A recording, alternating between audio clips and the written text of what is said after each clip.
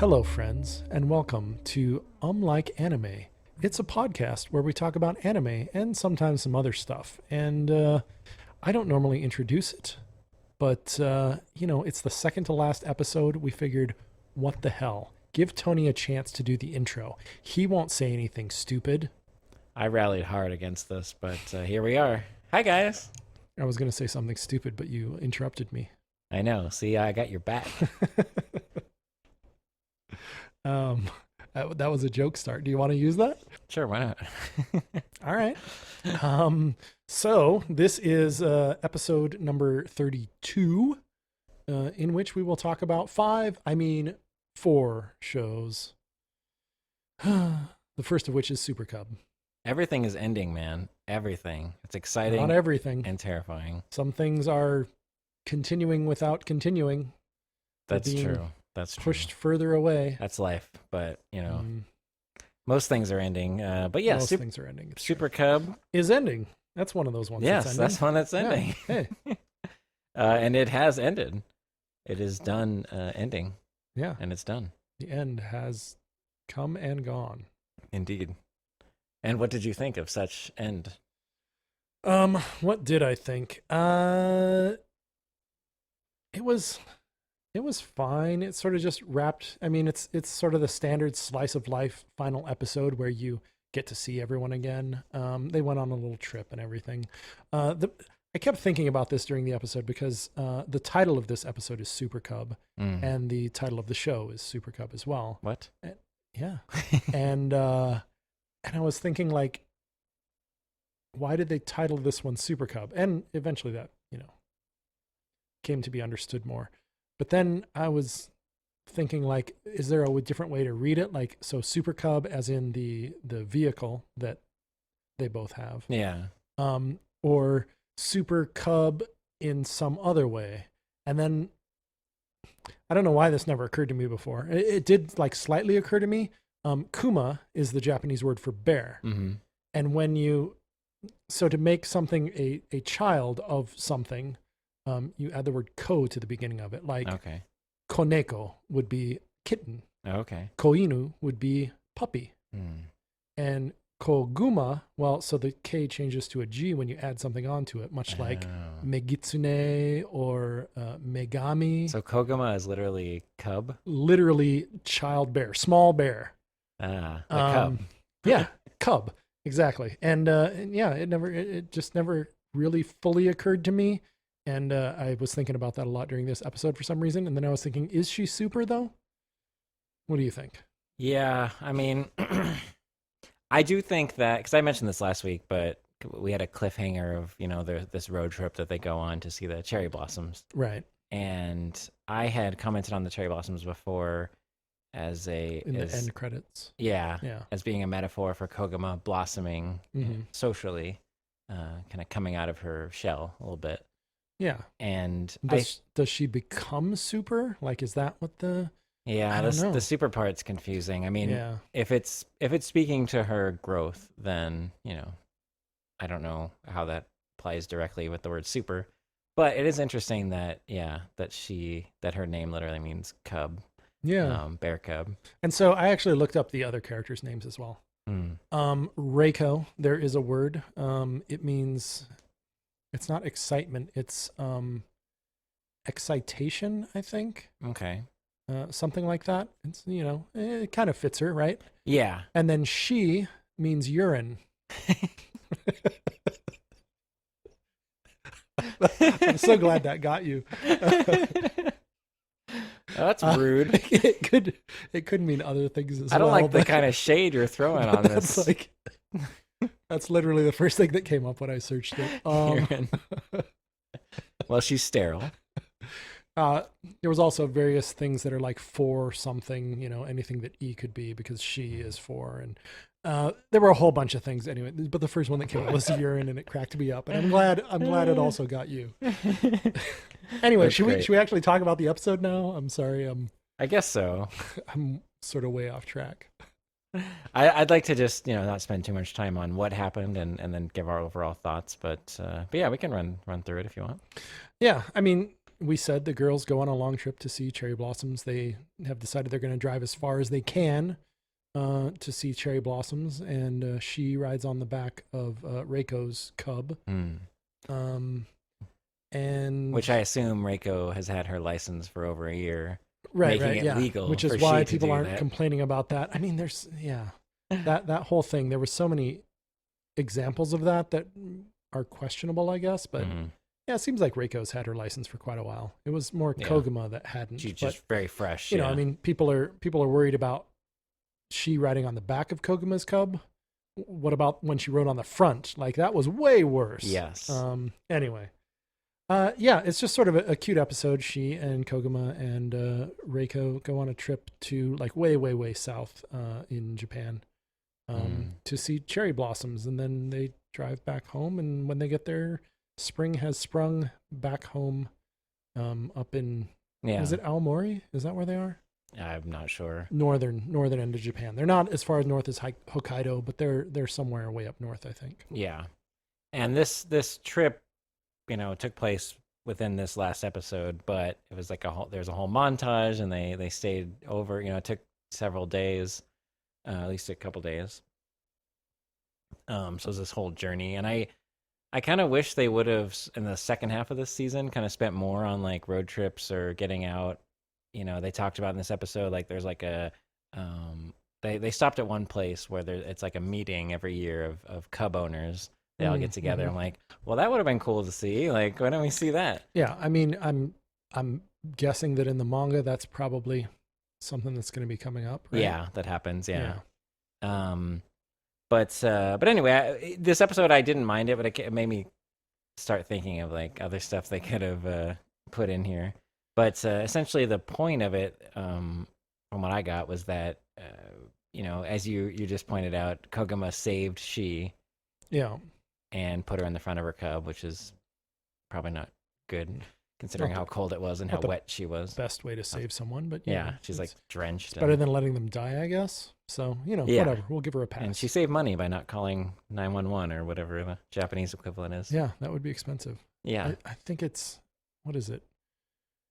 God, I can't remember it, George. See, 081 I regret 999 81199 9119 7523. Everyone knows that's England's. But, I think I actually got it right. That was close. Yeah, you were very close. I believe it. Anyway, during this whole thing, she gets Shi back and gives her a bath and cleans her clothes and gives her food, but then she has an emotional moment where she's pleading with Koguma to take winter away and bring spring. Yeah. And so this inspired Koguma to want to bring Shi on this trip, which Koguma previously, she's coming out of her shell, but she's not totally comfortable with venturing out. She's taken baby steps, each episode.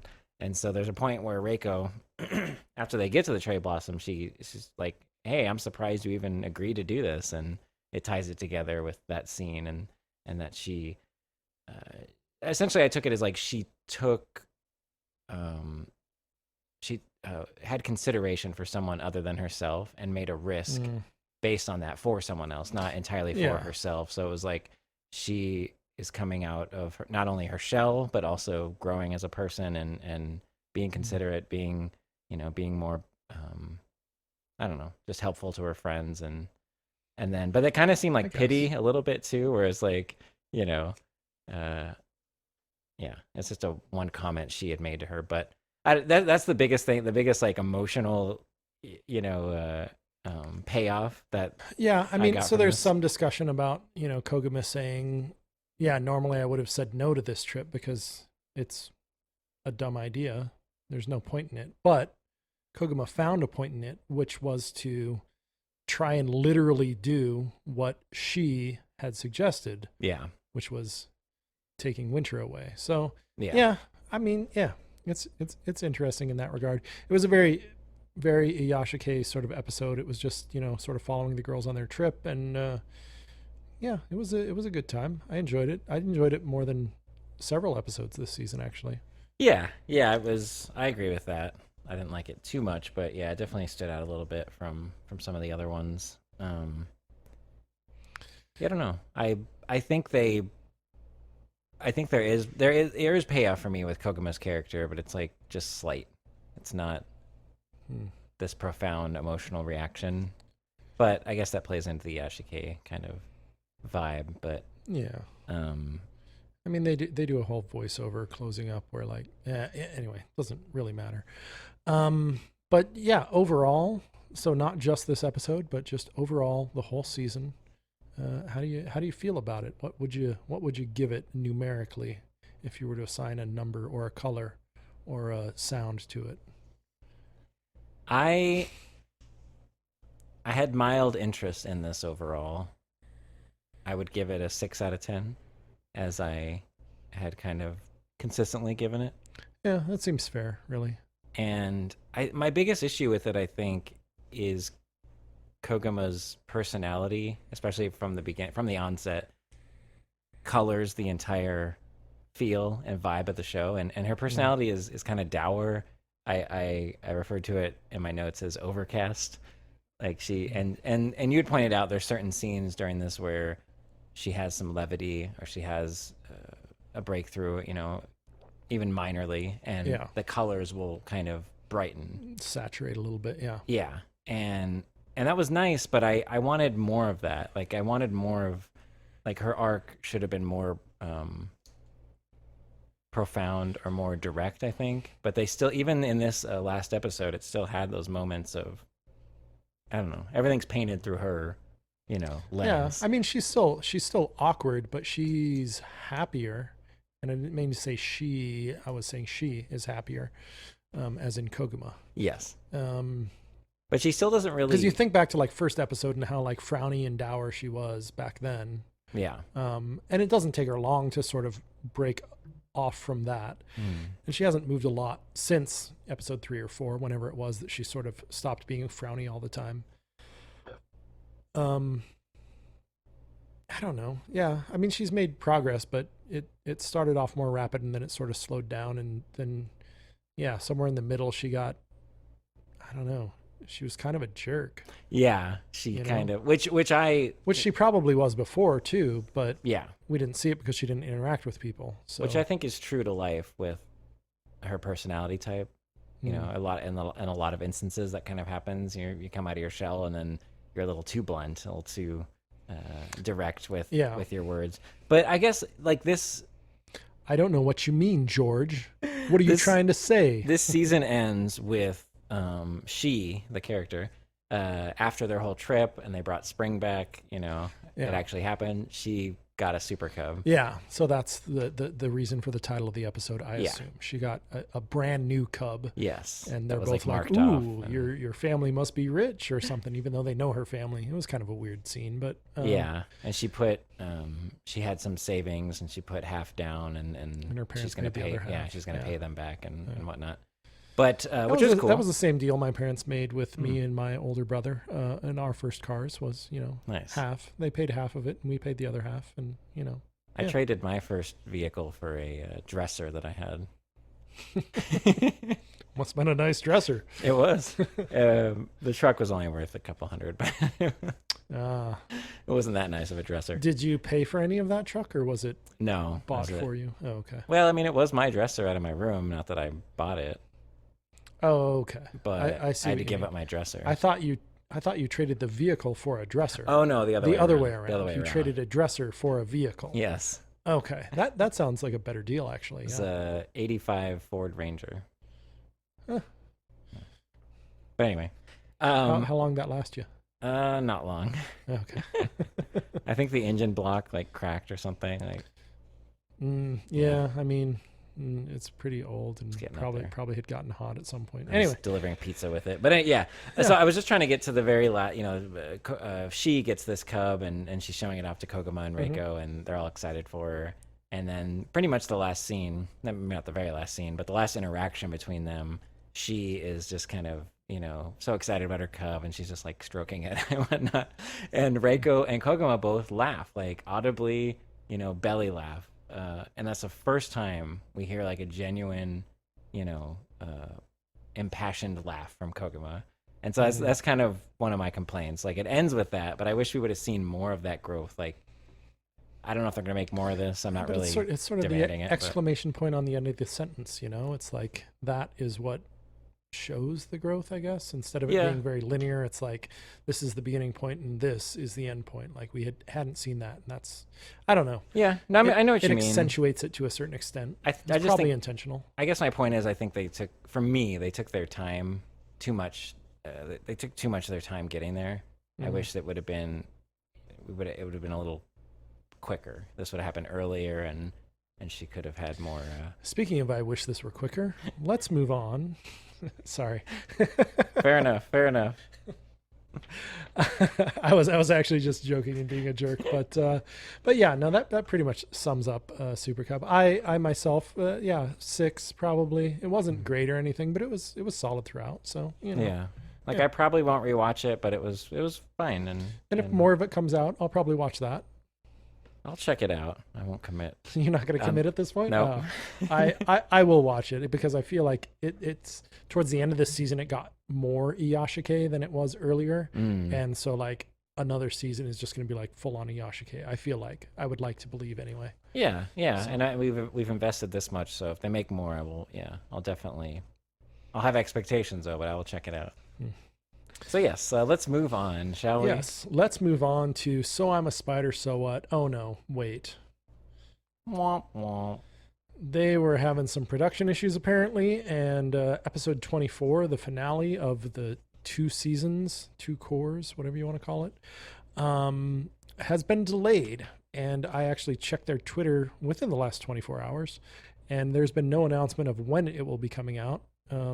I saw other announcements, like there's some magazine article that they had already pre-planned to have published, and that magazine's coming out and is going to spoil episode 24 in some way, apparently.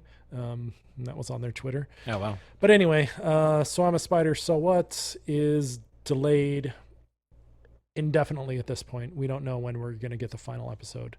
There have been some production animation issues in the last couple episodes, which I haven't really mentioned because it's like human stuff and I didn't really care that much about it. And the human stuff always kind of looked like crap to me anyway. Like, it was definitely worse in the last 2 episodes. But anyway, I guess I'm glad that they're going to be taking their time to get it right instead of half-assing it like they have in the last couple episodes. But yeah, that's So I'm a Spider. I got nothing else to say about it. Fair enough. Anything? It happens from time to time, but it happens. Yeah. Hopefully. Well, the day that we're recording, we're getting the final episode of Wonder Egg Priority. Yes. Which we haven't watched yet. We'll be talking about in the future at some point. And they had a similar thing, but that happened way earlier in the season for them. Yeah. So. And they had a recap. I bet if Spider would have, had that recap in there, would have gave him a buffer of like, okay, you got to wait for the last episode instead of, oh crap, we can't deliver this week's episode. I mean, they could have done a recap, but they took a week off between the cores. So. Oh, okay. So yeah, they didn't even do a recap. They just like fully took a week off. Back at the beginning of this season. So. And I know this happens so often in anime production, but which is sad. There's a lot of people being overworked and underpaid. But it's unfortunate, especially when it's a show this popular. Like, this is a huge property. Yeah, I feel like they're probably going to have to air the finale at some point, which means it's going to screw up the schedule of something else probably. Yeah. I don't know. I don't know what their plan is. They don't even apparently know what their plan is, at least as far as they've told us.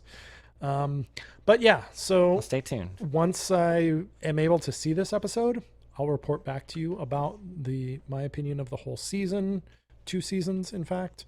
And, but for now, I have nothing to say about it because I haven't seen anything except, tear running down my face. Anyway, next up is My Hero Academia. Yes. This is a show that's continuing. And this is essentially like the start of the next core because we get a new intro. New theme, new opening, which is not very good. Yeah, it's weird. It's got a lot of good way. English in it. Yeah, I didn't care for it. Yeah. The ending theme I didn't mind so much, I guess. The ending theme changed as well. But, but it's not as good as the Peggy's, but it was, it was fun. It was all right. Yeah. It wasn't as bad as the opening. But you should start that timer though. Speaking of, new beginnings, this feels. I wrote in my notes the first time I'm feeling like promising tension in the in since 25 episodes, and maybe you didn't feel that same way, but I feel like plot is actually we're back to plot. So that's the plot-ish, plot adjacent. I don't know. I feel like we're back in it. So Todoroki, Deku, and Bakugo are doing their work study. Which Todoroki? The elder Shoto. or the junior? Yeah, that's what I have written down in my notes. I wrote Shoto specifically because I didn't want to write Todoroki. Anyway, it's fine. Go. All right. And I also wrote Midoriya, but no reason for that. So that I said Bakugo. Bakugo and Midoriya are both their last names. Shoto being the first name of Todoroki, because there's another Todoroki who isn't important yet.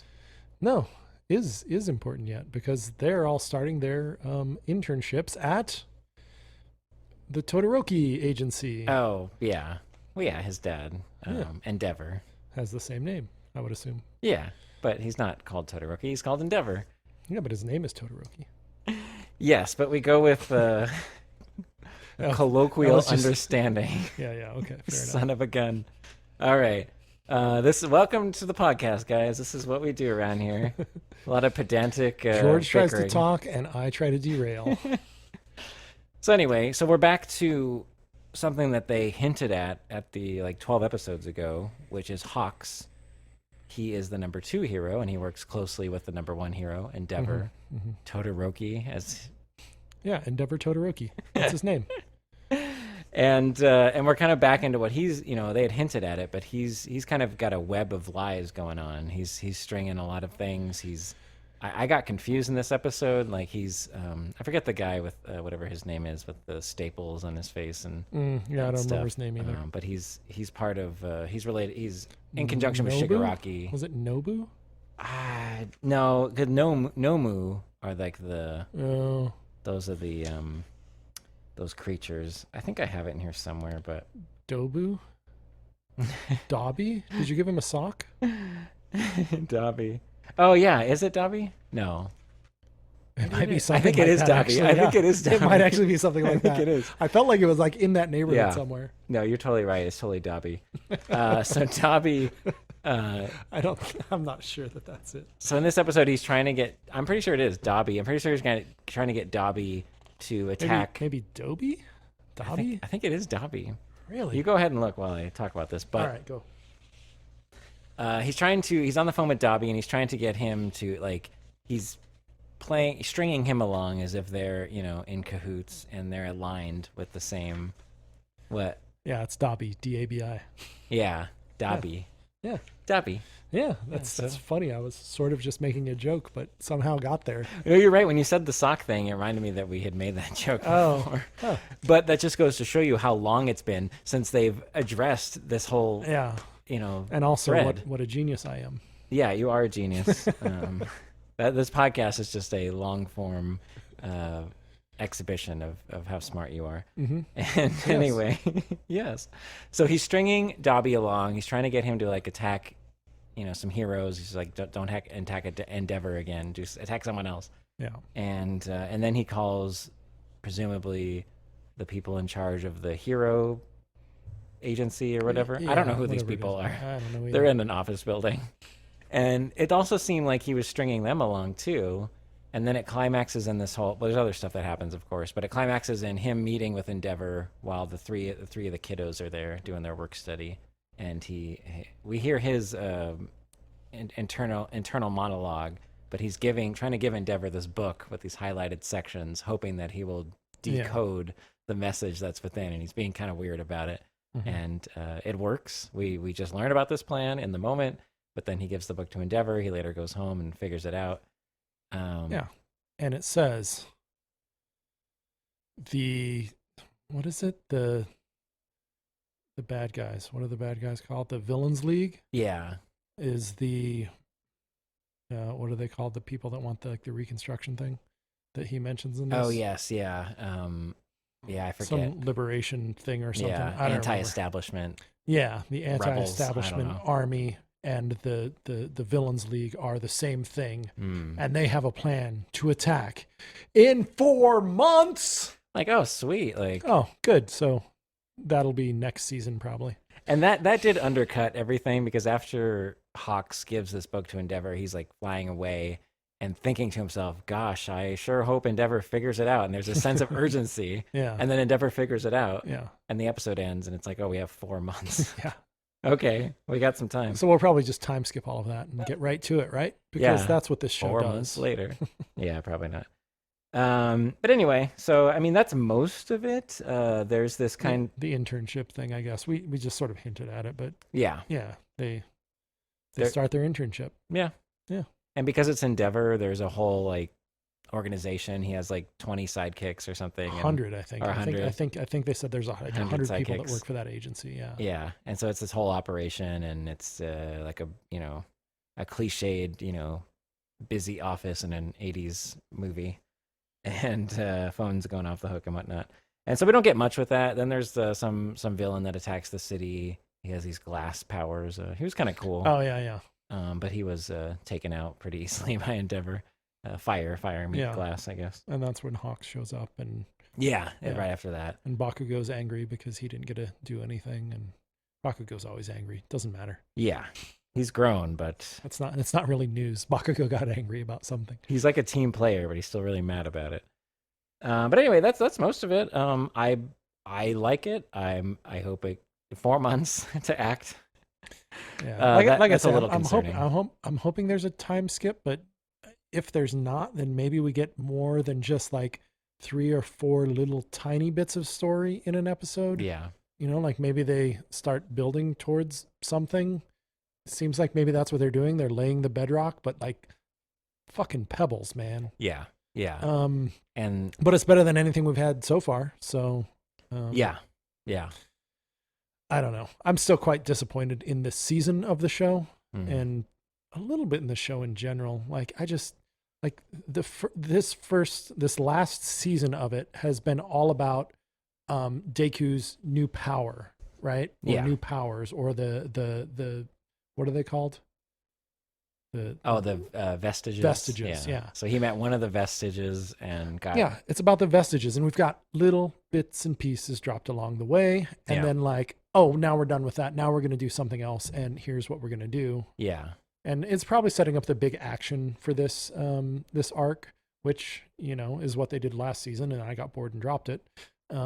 So, expect that this coming season. Yeah, I think they're dragging it out. Like, I feel like if we said this before, but I feel like if you're reading the manga, it would be a lot different. It would be like that whole battle arc with the school and him, realizing he has this new power and meeting the vestiges. I feel like all of that would have happened relatively quickly. Yeah, like and how then many he would have been chapters you figure that is? Like 3, 4? I mean, maybe a couple more than that, but yeah, not many. The whole battle arc, well, the battle arc that happened this last season is, I don't know. Like, I guess each battle would probably be its own chapter, but the way that they adapt chapters into anime generally is, you've got probably 2 or 3 chapters per episode. I don't know. I think it varies a lot, but yeah. Yeah, it can. That's but true. I think it's just them catching up, and it's so popular they don't want to catch up, and then either have to do BS filler or wait, because that'll happen with Attack on Titan. It did a lot of harm to the viewership. So I don't know. I stopped watching it before any of that happened. So. Yeah. Well, hey. Anyway, so that's it. We'll keep you posted. That is My Hero. It's still going on. We got another 13 episodes this season. But now we're moving on to something with 0 more episodes, which is I've Been Killing Slimes for 300 Years, yada, yada, yada. The title of this episode is We Opened a Coffee Shop. Yeah, you did. That's about it. So there's a festival coming up, and Azusa says she normally doesn't participate in the festivals because she's been alive so long that she was around before the festivals were created, and she feels like if she participates, they're going to rope her into, being some major part of it. And she doesn't want to do that. So she says, I've got all these people living in my house now. That's like free slave labor that I can use. So why don't I open a coffee shop? And so she does. And she advertises it to the townsfolk, figuring that a few of them will show up and, have some coffee and tea cakes or whatever it is. And she's got a line going like all the way from her house back down to town. And then they give them all their coffee and tea cakes and whatnot. And, it's one of those where we get to see everyone who we've seen, because of course we've got all the people that are living with her, but then Beelzebub shows up, jealous that she wasn't invited to this. And Fighty even shows up, and like all of this, like we see all of them, they all show up, and they're all like, oh, I want to be involved too. And then everything goes well, and everyone's happy, and everything's great. And yep, that's how finales of slice of life shows go. Yeah, let's party. Yeah. Speaking of party, no, not really. Next up we have Shadow's house. Speaking of not partying and crying, yes, Shadow's house. We pick up last week where Emilico was napped, was abducted. And this is the penultimate episode, so most of these have been finals, but, well, not actually exactly half. But anyway, this is the penultimate. Spider would have been a final, but... could have been. Woulda, coulda. Could have been a contender. But Shadow's House, this is episode 12, and there's one more, and I'm very happy about that, and it, of course, needs it. It's been a solid show so far, and I imagine it'll, finish out this season well. But, yeah, so Emilico was kidnapped, and they figured out it was Edward, and they're trying to concoct this plan. Them being Kate and all the other, her little crew that all, did their debut together. The ones that are remaining, that is. And yeah, they essentially come up with this plan to sneak in as a veiled doll to the, the main part of the, I don't know what it's called, but main part of the castle or mansion. Yeah. Let's go with mansion. The part where all the important people are. And so they essentially do that. I mean, who is it? Louise has one of her powers is, she has a keen sense of using her soot to manipulate people, get them to do things. Control dolls anyway, yeah. Yeah, for dolls, yeah. Which we learned dolls are humans, but whatever. Right. But shadows aren't humans, I think, right? They're parasitic fairies or Parasitic fairies, I believe, yeah. So anyway, Louise uses her powers to do that, and they decide, or Kate decides that, they decide that only one person should go, and Kate is going to do it, right? Because it's for Emilico. And so she dresses up as a veiled doll, and then in the midst of that, Barbara and Barbie kind of hear them. The Star Bearers. Yeah, the Star Bearers. They kind of hear them talking, they're in, I think, Patrick's room. Yeah, Patrick's room. And they overhear them in the hallway, and so they knock on the door, and then the rest of them escape through the doll's quarters. Through Ricky's room. Because a veiled doll happens to walk by. And so that's when Louise uses her power of influence with her soot there. But in the scheme of that, Barbara and Patrick are talking, and he learns, some more information that Edward was promoted, and to handle the floor they're on, the nursery or whatever they call it. It's like the newcomers essentially. Yeah, I forget what they call it, but yeah. And the children's wing, the kids' wing, something like that. Yeah. And so they from that they surmise that Edward must be on the first or second floor, not the third, because he just got promoted. He's trying to work his way up to that third floor. Yeah. So kind of be there yet. Kind of narrows it down, and there was a scene I really liked where Kate is finally about to go across the corridor, which is almost like a bridge, the way it's connected. It's like a sky bridge sort of thing, right? Yeah. And there's two on the other side. There's two veiled dolls kind of guarding. Yeah. And she makes it through without a problem. But I just love how they framed that shot. Like they show it kind of from her perspective, and then they cut to the outer perspective of the the entire corridor, and just it's a very quick shot. But I just liked how it was done. It was kind of dark and gothic, and had some good tension. But yeah, she gets in there, and she's just kind of going in random rooms, and during this, Edward is disguising his voice, but keeps trying to get Emiliko to, tell her about Kate, and she, with her sunshininess, she does not crack. Yeah, she's even hungry at some point, and she's pretending to eat food. She's eating fake food out of the air and being like, oh, I'm so full now. Couldn't eat another bite. And she's like, I'm tired because of all the food I ate. Yeah. She's so cute. It's all very cute and entertaining, yeah. And believable, too. Like, this is... Yeah. I mean, that's her. It's all in line with her, and Edward keeps getting frustrated, by that. Which makes sense for him. Yeah. Well-written characters, for sure. Yeah. And then we get some payoff with this Rolly, not really a character, but it's a little doll yes. that Emiliko made. Yes. And penguin or something, right? Penguin, something, yeah. Looks penguinish. Chicken, anyway. something. Oh, yeah, chicken maybe. Yeah. Maybe. Yeah, maybe you're right. And it's imbued with Kate's soot, or it has soot in it. Yes. And Emiliko knows about Rolly, and she's calling out, for Emiliko, and there's this scene where Rolly kind of like, Edward's right in Emiliko's face, and Rolly pops out of her pocket and knocks over the cup of, soot coffee that would brainwash her again. Wait, was he making soot?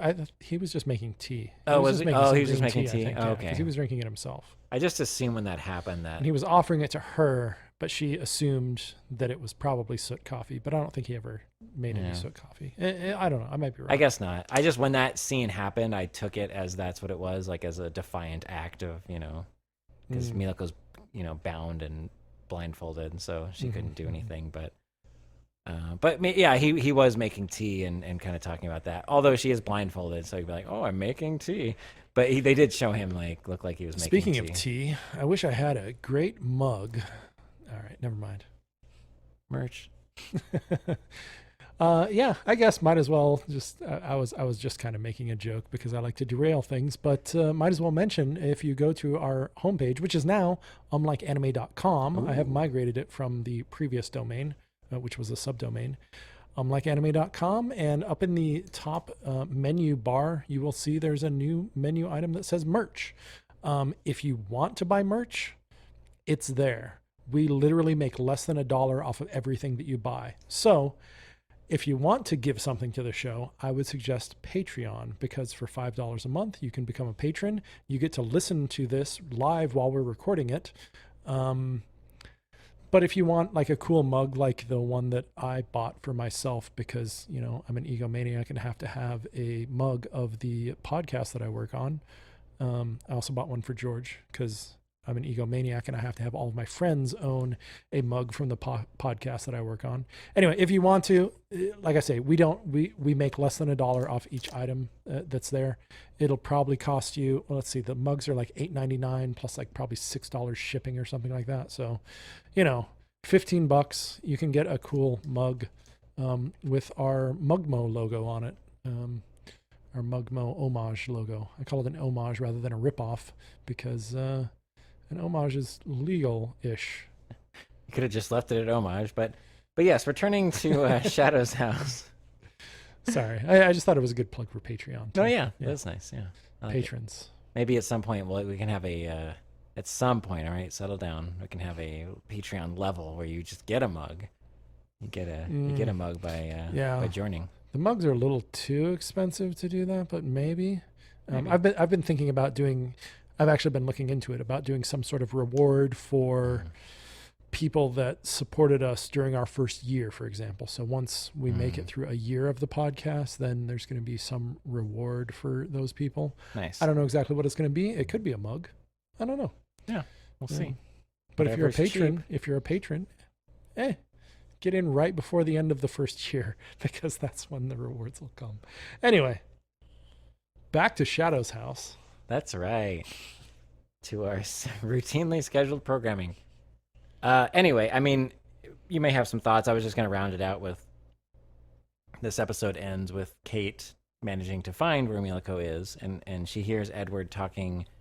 She's right outside of where she is, and she's kind of downstairs, off the staircase, and she hears Edward talking to a couple other Shadows upper echelon Shadows members, and she gets some intel, and she figures out that Emilako's right there, and she finds the room, but then and takes off Emilako's blindfold. Gag and blindfold. Yeah. And then, oh my God, Edward's standing right behind her. Oh no, who could have seen that coming? I know, right? Which I'm like, all right, whatever. This wasn't a fantastic episode, but it's one of those connective tissue things, and it's necessary. Yeah, and the finale is right around the corner, so right, it's all getting ducks in a row. Yeah. To knock those pins down. Yep. The only comments I have is I can say everything that you just said in one sentence. And that sentence is, Kate and the others come up with a plan to rescue Emiliko while Edward let me try again. Take 2. Kate and the others come up with a plan to rescue Emiliko while Edward interrogates Emiliko about Kate's plan to... Oh, man, I almost made it. What's more with feeling? You think I can do it this time? If you believe in fairies, clap your hands. I do. All right. Kate and the others come up with a plan to rescue Emiliko while Edward interrogates Emiliko about Kate's plan to disrupt Shadow's house. Dun, dun, dun. That's pretty much everything you said. Yes, that does sum it up. With a little less, what you call it? Resolution. Yeah. It's a much lower resolution version of what you just said. Yeah, just a bird's eye view. Yeah. And it's, it takes a little bit of the fun out of it, but we only have one more episode left, so I get it. But it's like Kate was concealing her powers and her plans and her knowledge until a certain point, which was satisfying. But Edward's been on to her this whole time, so it's kind of like they both had, they both were onto each other in a sense. I don't know. Was he on to her? I guess he was, because of the way that she sort of let Emiliko run wild, right? Like that's the thing that gave it away to everyone else, was that Emiliko was a wild card, really, and Kate was not controlling Emiliko, and that became evident to everyone else, all of the higher ups and everything in the house, that like Kate's gonna cause problems. We gotta knock her out of this debut. Yeah, and then they didn't, because they made it by mean, realistically, Edward completely failed in that regard, and yet somehow he got promoted. Whatever. Yeah, I guess they liked his approach to the debut or whatever. It was entertaining, which is what they were really looking forward. Yeah, I mean, that's what they were really looking for, was to be entertained. But entertaining things usually have like a sort of underdog thing going on, which happened in this, which is probably what made it entertaining, but it's not really what they wanted, I guess. I don't know. Yeah. Maybe Grandpa Shadows, what do they call him? Is it Grandpa? I think so. Grandfather. Yeah, Grandfather. Yeah. It sounds much more respectable that way, actually. Maybe Grandfather actually likes the idea of the disruption of... maybe. I don't know. Yeah. And the very few scenes there was the one scene we saw where Edward was meeting with him, but then there's all these other people in the room chiming in. So we didn't get a real sense of what the grandfather feels or is motivated by. So I think that's the scene that I'm sort of referring to, is that all of the other ones are like, oh, Edward totally bungled this. Like, it's so messed up and everything. Like, it was entertaining, but he totally screwed this up. Like, it was a terrible idea to put him in charge, right? Everyone else is saying that, but Grandfather takes a different viewpoint. I don't know. So maybe he's got some underlying motives or something like that. I don't know. That could be a twist there. I mean, I was at one point... He's tired of living forever. Maybe. Yeah, at one point I was thinking like, okay, Kate knows what's going on here, and it's, they're going to have to together like topple the Shadow's house, but I don't think that can happen in one episode. So I'm not really sure what to expect, unless there's some huge twist there where the grandfather is trying to sabotage everything, and he plays right into that. That would be interesting. But is this an original also? I think it is based on a manga. I think. Oh, is it? Okay. I don't know. Yeah, maybe I'll have to look that up or something. I was just curious. Like, if it was an original, I could see them maybe just leaving it really open at the end or something. Yeah. If it's based on a manga, then yeah, it would depend on whether there's more or whether it's complete. If it's a complete manga, then yeah, that would be interesting. It is based on a manga and is currently running. There's 8 volumes. Oh, okay. So there's a lot more to this story for sure. So yeah, it's probably going to end somewhat open, I would imagine. Probably, yeah. They're probably just, she's going to save Emilico and then learn and defeat Edward somehow, maybe. But learn some new layer or some, she's going to discover a pen that was left by William Minerva and wait. Hopefully the second season of this does better. But if there is one, we'll see, I guess. But maybe they'll make an ally. Maybe they'll make an ally in Edward. I don't know. Something. Hey, I'm speculating. Sorry, people didn't see my reaction to you saying that. You were perplexed and disgusted. They probably had the same reaction. So yeah, I can't see that happening, but maybe. I'm not saying it's likely. I'm just speculating on like what. Sure. What could possibly happen in this episode that would? I would like to see that because I can't see that coming, and like for them to do something where I totally don't see it coming, I would be impressed. Yeah, if it makes sense and it tracks. Yeah, they would have to nail it hard though. Like there's like, yeah, that would be hard to do. But yeah, but something like that would be the best. Would be the best. Yeah, something that twists it in a way that I should have seen coming, but couldn't at the same time, right? Yeah. Yeah. And this show already kind of did that for me on a smaller scale, but with the whole dolls being actual humans thing. Like, even though I had some doubt about these dolls are just, not human. Little too good. Yeah. I took it at face value. Like once we were like 3 episodes in, I wasn't questioning it. Yeah, which you do because they, they're setting up the story and they're telling you the facts of the universe that you're in. Yeah. And you're just like, okay, I accept this. Okay, I accept this. I mean, you have to. Otherwise, it's not going to work at all, right? So you have to accept a certain amount. And I think they set it up in a way that you were at least willing to accept this sort of thing. And then they subverted that later by revealing that they're actually humans, and you're like, well, of course they are. Why didn't I see that at episode 2? Oh wait, I sort of did, but then I forgot about that because they just kept telling me that they weren't. Yeah, basically. Yeah. Well, it's like as Emilico, like when we first start, she's new to this world, she's innocent, and it's like clean slate, and that's all we get. It's just her immediate world, and now it's been growing and growing. We've been learning more and more. Everything pretty much dark surrounding her, and now we learn that there's civilization, poor civilization, like living outside. There's a world outside the walls. Yeah, and they're essentially being harvested to create these dolls and feed into this whole hierarchy.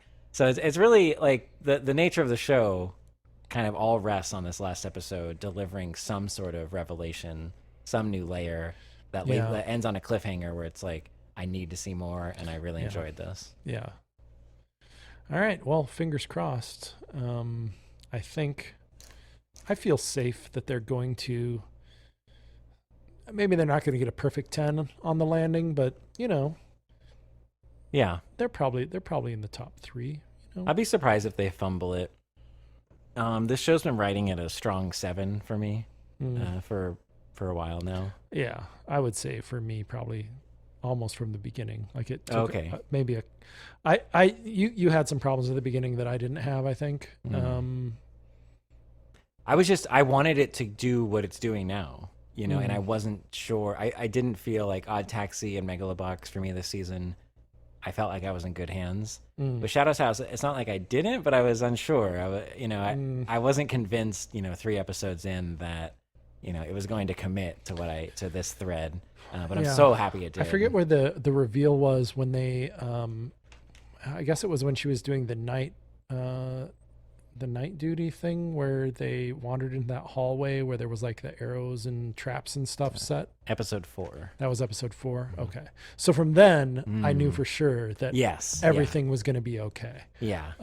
As far as it being a good story, right? Yeah. Prior to that, I still wasn't sure, but it was, it started off at a pretty strong 6, and I think it moved to a 7 at that point. That's where I was. Yeah, episode and at a 7. And for mine, yeah, it's the same thing. I was 6, 6, 6. And then episode 4, Satan. Episode 4, I gave a light 7, but then it's advanced to a strong 7 since then. Mm-hmm. So mine's been a pretty gradual increase. But to get an 8, they'd have to do something really, really fancy. I mean, yeah, if it lands really well in this next episode, sure, they could land there. But yeah, like they're on the verge for me of an 8, but still just in 7 territory. Yeah, just below. Cool. I'm glad we're on the same page there. But anyway, that is our episode 32. There's only one more to go. The second penultimate episode. Second penultimate episode, because that wouldn't make sense.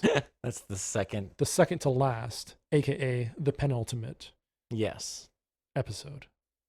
Yes. And then we will have the ultimate. Yes, the ultimate, the final, the fiend. I don't know. Whatever. Do I need to do the outro? Do you want to do the outro? Well, you did the intro. Oh, are we using that? Yeah, that's right. You never redid it. So, this is opposite day. Can you do it? Oh, shit. Are you as talented as I am? I'll do it faster than you would. That's probably true. That doesn't make it better. All right, guys. That concludes this episode of Like Anime. This is part 1 of the final week of spring. So if you didn't care about any of these shows, I hope you tune in for next season. We got summer right around the corner. A week from today. Couple exciting things. I'm not going to lie to you and say there's a bunch, but there's a couple. Sunny Boy, Aquatope, maybe Vanitas. There's a few others, but those come to mind. So yeah, tune in. You can find us on all the socials, Twitter, Facebook. Are we on Facebook? We're on everything. Oh, okay. I never go there. But we got Patreon, as we mentioned earlier, if you're interested in supporting us financially. And you can shout us out on YouTube. We try to, check out your comments, reply to them, like them. We're trying to get some social engagement going. We want a community. Anyway, we appreciate you listening, and we'll see you next week. Bye, guys. You didn't spell Like Anime. Oh, it's Like Anime if you're new to spelling. UMLIKEANIME. All right. That's good. Bye, guys. Bye.